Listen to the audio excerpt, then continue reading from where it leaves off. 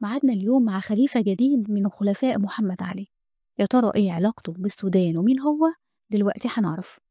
هو سعيد باشا ابن محمد علي.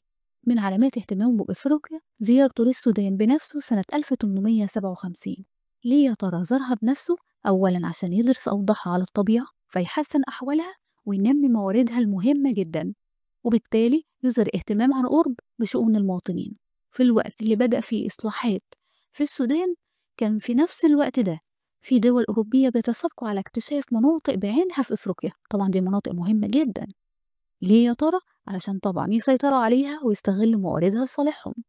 إيه الدليل على كلامنا ده؟ إن الجمعية الجغرافية الملكية البريطانية أرسلت بعثات استكشافية للكشف عن منابع نهر النيل. بعد ما فهمنا يلا بينا نثبت المعلومة. طب والسودان في حد زارها؟ سعيد باشا ابن محمد علي زارها. طب هو بعدين في 1857 زارها لدراسة أوضاعها، زارها تحسين أحوالها، زارها تنمية مواردها واهتمام بشؤون المواطنين.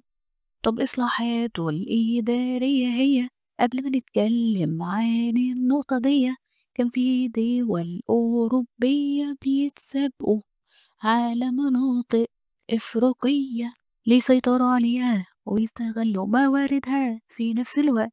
طب إيه الدليل؟ جمعية جغرافية ملكية بريطانية أرسلت بعثات استكشافية لكشف منابع نهر النيل.